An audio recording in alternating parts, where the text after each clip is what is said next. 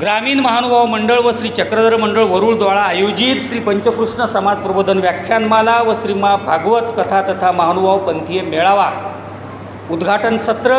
या सत्राचे अध्यक्ष परम श्रद्धेय परम आदरणीय रुद्रपूर निवासी आदरणीय कवीश्वर कुलभूषण आचार्य प्रवर नागराज बाबाजी, जे बाबाजी आज आपल्याला नेहमीच प्रेरणा देतात। माझ्या अनेक ग्रंथांचं परीक्षण त्यांनी केलेलं आहे। ते आज येणार होते पण आले नाही आहेत। त्यानंतर त्यांचे आमचे परमस्नेही आणि उपाख्य गोपीराज बाबाजी महानुभाव, ज्यांनी आज अध्यक्षस्थान स्वीकारलेलं आहे। त्यानंतर या कार्यक्रमाला ज्यांची प्रमुख उपस्थिती आहे, ज्यांचं आणि माझं गाव एक आहे, नांदेड, असे कथाकार भागवताचार्य परमपूज्यम परम आदरणीय श्रद्धेय प्रभाकर बाबाजी कपाटे, ज्यांच्यामुळं हा प्रवास सुकर झाला, ते या कार्यक्रमाचे आयोजक आदरणीय परमश्रद्धेय विनय मुनी बाबाजी, वैरागी बाबाजी पंजाबी, या वरुड नगराचे नगराध्यक्ष आदरणीय ईश्वर भाऊ सलामे साहेब, ज्यांनी आत्ता सुंदर असं प्रास्ताविक आणि मनोभूमिका आपल्यासमोर ठेवली, ते सतीश भाऊ देशमुख, व्यासपीठावर अरविंदजी वानखेडे साहेब, आयोजन समितीचे सर्व प्रमुख, माता भगिनी, संत महंत भिक्षुक वासनिक आणि माझ्या अच्युत गोत्री यांनो, 12व्या शतकामध्ये श्री चक्रधर स्वामी यांनी जो महानुभाव संप्रदाय निर्माण केला, त्या महानुभाव संप्रदायाचा प्रमुख बिंदू, या जगाची लोकसंख्या 7 अब्ज आहे। या जगाची लोकसंख्या 7 अब्ज आहे आणि या 7 अब्जपैकी अर्धी लोकसंख्या स्त्रियांनी विभागलेली आहे। जे जगाचं अर्ध तत्व, जे पंचमहाभूत आहेत, त्या पंचमहाभूतापेक्षा एक वेगळं 6वं पंचतत्व, ते म्हणजे स्त्री आहे। चक्रधर स्वामींनी 12व्या शतकामध्ये पहिल्यांदा या महाराष्ट्रामध्ये जो जागर सुरू केला, तो कुटुंबापासून केलेला आहे। स्वामी जेव्हा सालबर्डीवरून रुद्धपूरला आले, रुद्धपुरातून सालबर्डीला त्यांनी पहिलं वाक्य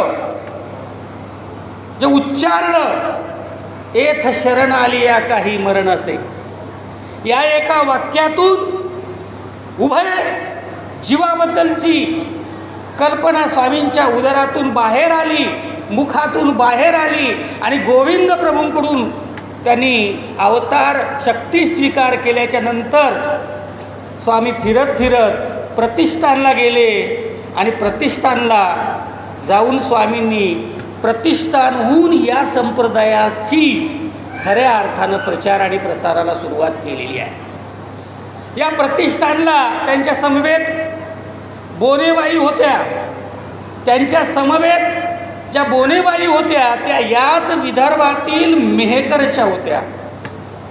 स्वामींच्या सहवासात असलेल्या सगळ्या स्त्रियांचा जर तुम्ही अभ्यास केला तर परमेश्वराच्या ठिकाणी असलेला मातेचा स्नेह, स्वामींना असं म्हटलेलं आहे, जगात प्रेम खूप आहेत, पण मातेचं प्रेम ते नैसर्गिक आहे। या प्रेमाला उपमा नाही, या प्रेमासारखं निस्वार्थ प्रेम दुसरं नाही, या प्रेमामध्ये अपेक्षाच नाही। जगामध्ये प्रेम खूप आहेत, पण मातेसारखं प्रेम कोणी करू शकत नाही। म्हणून स्वामीनं पहिलं सूत्र सांगितलं, एथ मायेच्या ठिकाणी, आणि एक म्हणजे माईच्या ठिकाणी, आईच्या ठिकाणी आणि परमेश्वराच्या ठिकाणी जी काही मायाळू वृत्ती आहे, ती पहिल्यांदा स्वामींनी दर्शवलेली आहे। वेद काळातलं जीवन किंवा मध्ययुगीन कालखंडातलं जीवन हे दुय्यम स्वरूपाचं जीवन राहिलेलं आहे। प्रत्यक्ष धर्मचर्चेमध्ये मध्यकाळामध्ये स्त्रियांचा सहभाग नक्कीच राहिलेला आहे, पण मध्ययुगीन काळामध्ये चूल आणि मूल, रांधा वाडा उष्टे काढा एवढ्यापर्यंत स्त्री मर्यादित राहिलेली आहे। चूल आणि मूल याच्यातून जी स्त्री बाहेर पडलेली आहे. आत्ताच्या भाषेमध्ये स्त्रियांनी आत्मनिर्भर झालं पाहिजे असं जे सरकार म्हणतं, ते आत्मनिर्भर करण्याचा प्रयत्न नव्हे तर त्याची सुरुवात जर कोण केलेली आहे तर ते महानुभाव पंथाचे पहिले संस्थापक श्री चक्रधर स्वामींनी केलेली आहे. हे त्यांचं कर्तृत्व जगाला दाखवून दिलेलं आहे. 1945मध्ये युरोपामध्ये सीमांत ब्रुवा नावाच्या एका महिलेनं द सेकंड सेक्स नावाचं पुस्तक लिहिलं आणि स्त्रीवादाची चळवळ सुरू झाली. अहो, त्याला जेमतेम 45 किंवा 75 वर्ष झाले असतील, 80 वर्ष झाले असतील, पण आमच्या स्वामींनी 850 वर्षापूर्वी तुमचा तो जीव आणि या काही जीवलिया अशा प्रकारचा, म्हणजे ऐसे येथ काही नाही, इतकी समानता, प्रत्येक जीवाबद्दलचा करवाळू भाव आणि स्त्रियाबद्दलची आत्मिक वृत्ती जगाच्या पाठीवर पहिल्यांदा जर कोण शिकवली असेल तर ती श्री चक्रधर स्वामींनी महाराजांनी शिकवलेली आहे. म्हणून जो आज संख्येनं या ठिकाणी जो महिला वर्ग दिसतो आहे, ही जर कोणाचे उपकार असतील, हे कोणाचं कर्तृत्व असेल तर हे आमच्या श्री चक्रधर स्वामी महाराजांचं कर्तृत्व आहे की या स्त्रियांना पहिल्यांदा या प्रवाहात आणण्याचं काम केलेलं आहे. 4 वर्णामध्ये स्त्री, मग जे 4 वर्ण आहेत कोणते? ब्राह्मण, क्षत्रिय, वैश्य आणि शूद्र. या 4ही वर्णाच्या स्त्रियांना अतिशूद्र म्हटलेलं आहे. भास्कर भट्टांनी एके ठिकाणी तर असं म्हटलेलं आहे, तुम्ही जर समजा उद्धव गीता ग्रंथ वाचला तर त्याच्यामध्ये ते म्हणतात, जरी सर्वस्वे अनुसरली तरी स्त्री कधी नव्हे आपुली. हे कपटाची कसबटी, अनहरताची महावटी, पापाची उत्तर पेठ, नरकाचे द्वार कामिनी हे. असं का बरं म्हणत असतील? म्हणजे एकीकडं श्री चक्रधर स्वामी तर म्हणतात की आमच्या महानुभाव संप्रदायामध्ये समता आहे, आणि भास्कर भट्ट तर म्हणतात पापाची उत्तरपेठ. मला अनेकांचे फोन येतात, अनेकांचे प्रश्न विचारले जातात की उद्धव गीतेत असं का लिहिलेलं आहे. आपण त्यांना सांगितलं पाहिजे की आमच्या शास्त्राचा अर्थ घेत असताना तो अर्थ 4 गोष्टीवरून घेतला पाहिजे. त्या ज्या ओव्या आहेत त्या सगळ्या ओव्या संन्यस्त धर्मासाठी आहेत, स्त्री विरोधी नाही आहेत. संन्यास धर्मामध्ये परमार्थ करत असताना जो कठियाचा दृष्टांत आमच्या स्वामींनी सांगितला त्याच्या संदर्भानं त्या ओव्या आहेत. चक्रधर स्वामींचा जो मूल मंत्र आहे तो स्त्रीला प्रमुख प्रवाहात आणण्याचा. स्त्री जन्म म्हणून न व्हावे उदास असं वारकरी संप्रदायातल्या संत जनाबाईंनी म्हटलेलं आहे. किंबहुना हीच भावना आमच्या स्वामींनी स्त्रियांच्या अंतःकरणामध्ये जागवलेली आहे. गृहिणी, माता, पत्नी, बहीण, मुलगी, सखी, प्रेयसी, दासी, पतिव्रता, परितक्त्या, विधवा, संसारिक स्त्रिया, मासोपवासनी, पयोव्रत्ती, लेकरूवाळ्या स्त्रिया, अंधश्रद्धाळू स्त्रिया, विरहिणी, सुवासिनी, अशी असंख्य रूपे तुम्हाला लीळाचरित्रामध्ये दिसतात. पहिल्या बोनेबाईपासून ते शेवट लखुबाईसा, दृढबाईसा, सादाईसा, आबाईसा, कितीतरी नावं सांगता येतील, ज्यांनी मराठी कविता, स्त्री कविता मध्ये या महाराष्ट्रामध्ये पहिली कविता लिहिण्याचा मान महदंबेला दिला जातो. ती कवितासुद्धा, ती लिहिण्याचं भाग्य आणि त्या कवितेला पहिला दर्जा मिळण्याचं जे भाग्य आहे ते श्री चक्रधर स्वामी महाराजांच्या या स्त्रीवादी विचारसरणीमुळे मिळालेलं आहे. स्त्रियांना बोलू दिलं जात नव्हतं, त्यांना वेगवेगळ्या कार्यक्रमामध्ये सहभागी होऊ दिलं जात नव्हतं. चूल आणि मूल एवढं अस्तित्व असताना स्वामींनी त्यांना या सगळ्या जोखडातून मुक्त होण्यासाठी, बाहेर होण्यासाठी त्यांना आत्मनिर्भर केलं, त्यांच्यामध्ये आत्मविश्वास भरला. आणि स्वामी त्यांना म्हणतात, बाई मनुष्य मात्र होऊन असावे. भेद केलेला नाही, स्त्री पुरुष असा भेद केला नाही, लिंग भेद केला नाही, जेंडर इशू कधीही सांभाळला नाही. म्हणजे ज्या पद्धतीचा आपला आणि परका असा भाव असतो तो आपला आणि परका भाव स्वामींनी जीवामध्ये कधीही केलेला नाही. पारंपरिक पद्धतीनं आमच्या स्त्रियांचं जीवन जे आहे या भारतामध्ये कसं होतं, अनेक स्त्रिया जात्याजवळ व्यक्त होत होत्या, पाणवठ्यावर व्यक्त होत होत्या, शेतात लावणी करताना, दळताना, काढताना आपलं हृदगत, आपली भावना, आपलं दुःख त्या जात्यापुढं व्यक्त करत होत्या. एक स्त्री म्हणते, बघा तिचं स्त्रीचं आयुष्य काय आहे. स्त्री काय म्हणते, लेकीचा जन्म नको घालू श्रीहरी.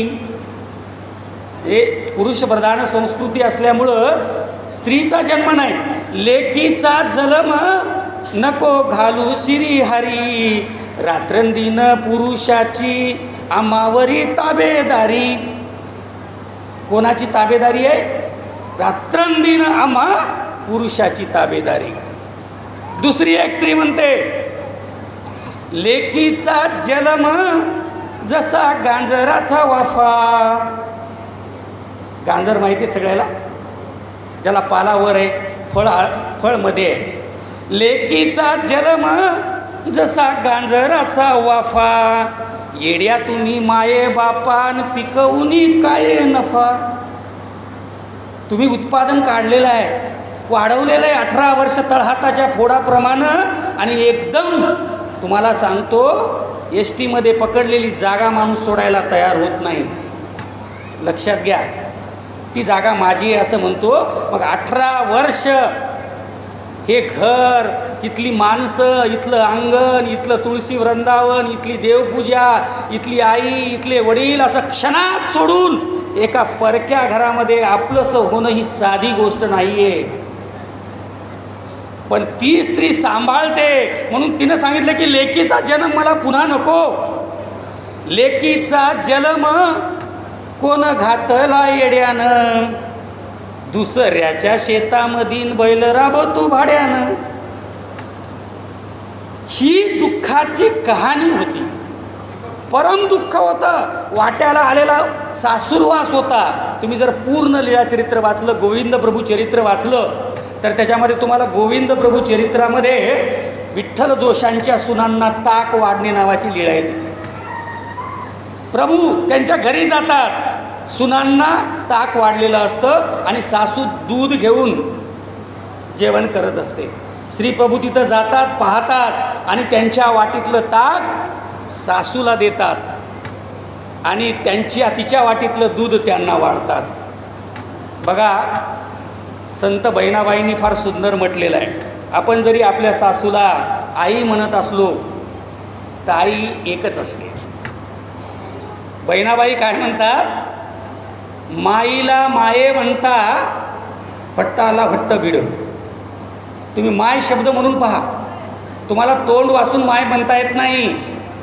माईला माये म्हणता भट्टाला भट्ट भिड आणि सासूला सासू म्हणता केवढं मोठं अंतर पडत. सा आणि सू तोंड दोनदा वाजतो. ही जी म्हणजे हा जो सासूर वास होता हा परंपरागत पद्धतीनं आला होता. माझ्या सासूनं मला त्रास केला म्हणून पुढची पिढी आपल्या सुनेला त्रास देत होती. तिला त्रास झाल्यामुळं ती पुढच्या पिढीला त्रास देत होती. असं करत करत अशा दुःखार्थ स्त्रियांचा मेळावा, या स्त्रियांचं दुःख अपरिमित होतं. म्हणून एखादी गोविंद प्रभूंची मानलेली मुलगी, सावळेद्वारची ब्राह्मणाची कन्या श्रीप्रभूला मायबाप म्हणते. आज माझे माहेर गेले म्हणून रडते. ही जी भावना आपल्याला समजून घ्यायची असेल तर त्या काळातलं दुःख समजून घेतलं की मग स्वामींचं कार्य आपल्या डोक्यामध्ये बसतं की तो काळ किती असामान्य वेगळा होता. आत्ताच्यासारखी मुबलकता नव्हती, आताच्यासारखी दळणवळणाची साधनं नव्हती, आत्ताच्यासारखी अन्नधान्याची समृद्धता नव्हती. आणि वंचितपणा, 7च्या आत घरात नावाची जी भूमिका होती त्याच्याही पेक्षा कडक अशा प्रकारची बंधनं स्त्री जन्मावर या समाजानं घातलेली होती. आणि या सगळ्या गोष्टीतून स्त्रियांना बाहेर काढून त्यांच्यामध्ये एक आत्मविश्वास भरला. जेव्हा श्रीप्रभूचं खोटं लग्न होत असतं तेव्हा श्रीप्रभू मध आईसेला म्हणतात, आओ मेली जाय रुक्मिणी, श्रीकृष्ण रुक्मिणी गायना म्हणे. ती म्हणते जीजी मला कुठून जमणार आहे. तर ते प्रेरणा देतात, प्रोत्साहित करतात की तुला जमेल. आणि मध आईसा श्रीकृष्ण रुक्मिणी विवाहाची कथा गाते. आणि हेच गाणं मराठी साहित्यातलं अक्षर लेणं होऊन बसतं आणि सगळ्या महाराष्ट्रातल्या विद्यापीठाच्या अभ्यासक्रमात लागतं. हे कर्तृत्व जर कोणाचं असेल तर ते महानुभाव पंथाचे संस्थापक श्री चक्रधर स्वामी महाराजांचं आहे. हे आपल्याला ओळखून घेता आलं पाहिजे. स्वामींनी सांगितलेलं आहे. आता बघा, काही मुद्दे मी स्वामींचा स्त्रीविषयक दृष्टिकोन व्यक्त करणारे मुद्दे तुमच्यासमोर ठेवतो.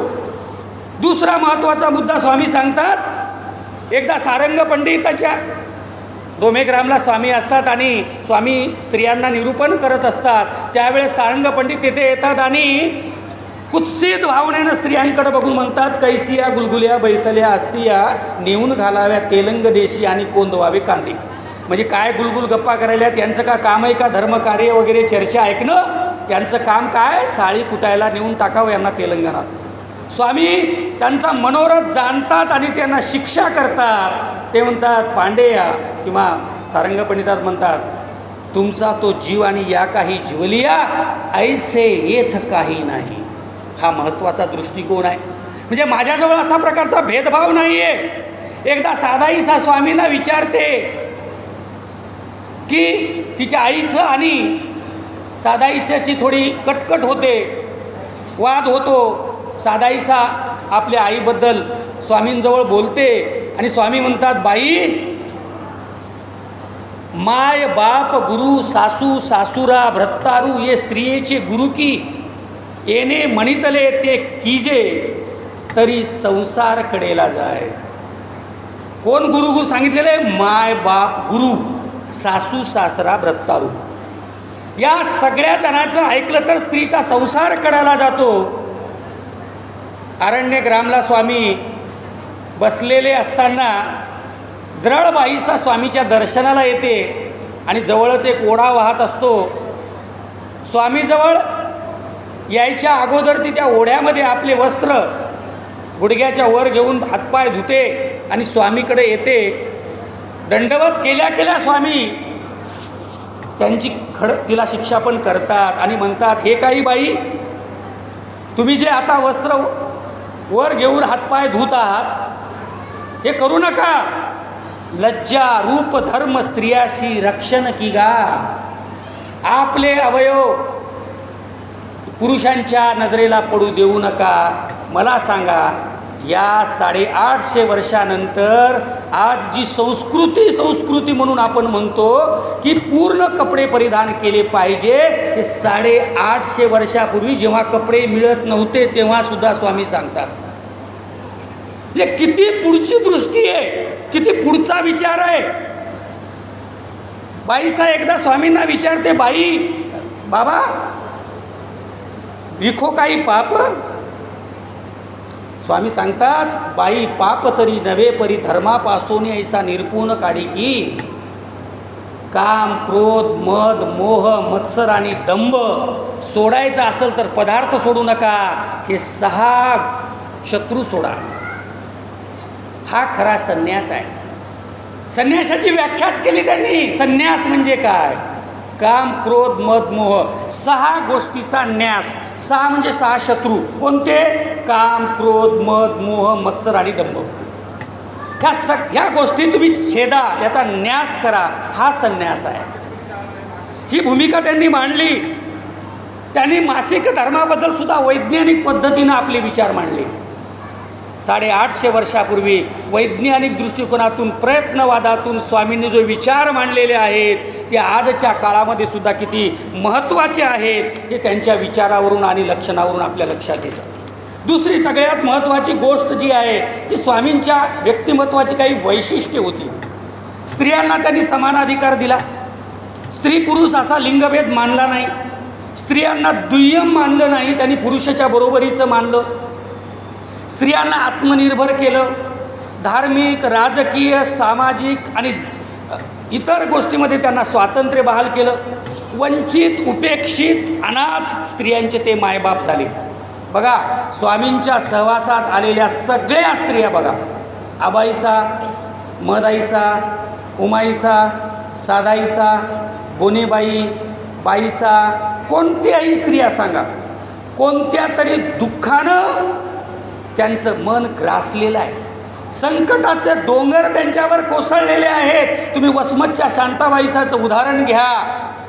पती वारला, पुत्र वारला, राजानं सगळं धन नेलं, एकीला पाठीशी बांधावं आणि दुसरीला पोटी बांधावं आणि द्वारकेच्या समुद्रामध्ये उडी मारावी अशी आत्महत्या करायला निघालेली शांताबाईसा वेरूळला जेव्हा स्वामीच्या दर्शनाला जाते आणि स्वामींचं दर्शन होतं आणि ती उद्गार काढते, स्वामी म्हणतात तुमचा सांगा तू पुढे जाईल, तुम्ही जा.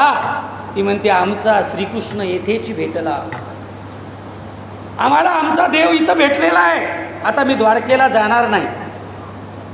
किती वैज्ञानिक दृष्टिकोन आहे. एकदा महदाईसा वाराणसीला जायचा हट्ट करते. तिचे गुरु दादोस सांगतात की वाराणसी गेलं पाहिजे.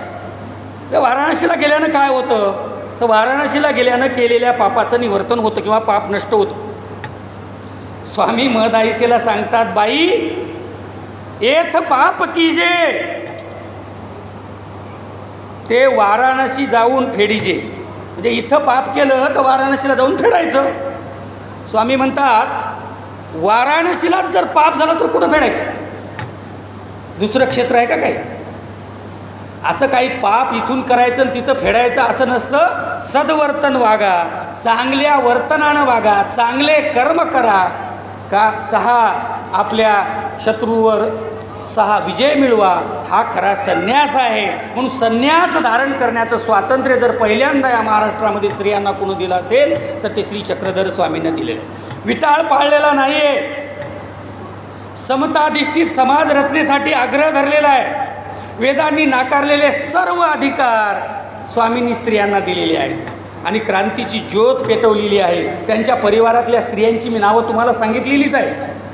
जे अनेक स्त्रिया त्या तेलिनी आहेत, माळिनी आहेत, ठाकुराची पत्नी आहे, वामनपिंडी भारी आहे, तपस्विनी मुक्ताबाई आहे, नाथ जोगीन आहे, चर्मकारीण आहे, माळीन आहे, अशा सगळ्या समाजातल्या स्त्रियांचे स्वामी गुरु झालेले आहेत. स्वामींनी त्यांना ज्ञान दिलेलं आहे. 1330 नंतरसुद्धा काही स्त्रिया महानुभाव पंथामध्ये आल्या आणि त्यांनी आपल्या 24 पक्षकार तुम्हाला जर माहीत असतील, आपल्या लक्षण आचार विचारस्थळामध्ये जे पक्षकार आहेत त्यांनी आपले आपले पक्ष मांडलेले आहेत. तुम्हाला जर त्याचं ज्ञात असेल तर त्याच्यामध्ये 2 पक्षकार आहेत, कमळाईसा आणि धाडी नागाईसा. धाडी नागाईसा आहे, नाथ नागाईसा आहे, हिराईसा दामोदर पंडिताची पत्नी आहे, कटक देमाईसा आहे, राजा रामदेवरायाची पत्नीसुद्धा आहे. साहित्य लेखन करणाऱ्या स्त्रियासुद्धा आहेत. कोणं कोणं केलं साहित्य लेखन? मराठीतली पहिली स्त्री कविता जर कोणं लिहिली असेल तर ती महानुभाव कवयित्री महदंबेनं लिहिली. मराठीतला पहिला गद्यग्रंथ जर कोणं लिहिला असेल तर तो महानुभाव लेखक माईमभट्टांनी लिहिला. मराठीतला पहिला चरित्रग्रंथ कोणं लिहिला? माईमभट्टांनी लिहिला. मराठीतलं पहिलं व्याकरण कोणं लिहिलं? ते महानुभावांनी लिहिलं. मराठीतली पहिली आरती कोणं लिहिली? महानुभावांनी लिहिली. मराठीतली पहिली चौपदी कुठं आहे? महानुभावांच्या लीळा चरित्रात आहे. मराठीतली पहिली लोककथा कुठं आहे? स्वामींनी सांगितलेली लोककथा आहे. अहो, जे जे मराठीत आहे पहिलं ते बहुतांश महानुभावांचं आहे. मग एवढा ज्ञानरत्नांचा साठा श्रीकृष्ण म्हणे, उद्धव देवा हा ज्ञानरत्नाचा ठेवा, भलती हाती न द्यावा अधिकारी विन. तुमचा माझा काहीतरी अधिकार आहे म्हणून तुम्ही मला ऐकत आहात आणि मी तुम्हाला सांगत आहे. आणि हा अधिकार कोण प्राप्त करून दिलेला आहे? त्या बाबांचे स्वागत केलं पाहिजे आपण. वैरागी बाबाबद्दल जोरदार टाळ्या वाजवा. काय मेहनत आहे, सोपी गोष्ट नाही आहे. मला माहीत आहे, मी एक प्राध्यापक आहे. वर्गात पोरांना व्याख्यान देण्यासाठी बोलून आणावं लागतं, बसत नाहीत मुलं. आजकाल सगळ्यात अवघड काम काय असेल तर कार्यक्रम घेणं, बाकी सगळं सोपं आहे. म्हणजे ही जी भावना आहे, हा जो संप्रदाय आहे, हा जो ठेवा आहे, आम्ही सांगतो की आम्ही 6,500 ग्रंथांची निर्मिती केलेली आहे, पण आपण वाचतो किती? आपल्याकडे किती लीळाचरित्रांची पोथी आहे? किती जण रोज एकतरी लीळा वाचतात? 24 तासाचा दिवस आहे बाबा म्हटले. आज आमची चर्चा झाली. मित्रांनो, 22 तासाचा समजा, 1 तास देवासाठी आणि 1 तास शरीरासाठी द्या. कारण सगळ्यात हेल्थ इज वेल्थ. म्हणजे शरीर हीच संपत्ती आहे. डोळे चांगले असतील, मेंदू चांगला असेल, हातपाय चांगले असतील, बसता उठता येत असेल तर व्याख्यान ऐकता येतील, भोजनावळी जोडता येतील, लग्नाला जाता येईल, कार्यक्रम करता येतील. आणि हेच चांगलं नसेल आणि सगळ्यात जास्त दुर्लक्ष या 2 गोष्टीकडे आहे. म्हणून वाचन संस्कृती वाढली पाहिजे. मी जेव्हा अभ्यास करत होतो 2000ला आश्रमात होतो, तेव्हा महाराष्ट्रामध्ये महानुभाव संप्रदायाची जवळपास 22 ते 24 नियतकालिकं होती, म्हणजे मासिकं होती. आज एकही मासिक चालू नाही. मला खंत वाटते. अमृतवाणी बंद झालेलं आहे, महदंबा बंद झालेलं आहे, महानुभाव बंद झालेलं आहे, ज्ञानमोचक बंद झालेलं आहे, कैवल्यदीपी बंद झालेलं आहे, विचारशास्त्र बंद झालेलं आहे. हे एकही मासिक नाही आता चालू. आता सगळेजण मोबाईलवर आहेत. मोबाईलवर पाठवलेली लीळासुद्धा कोणी वाचत नाही.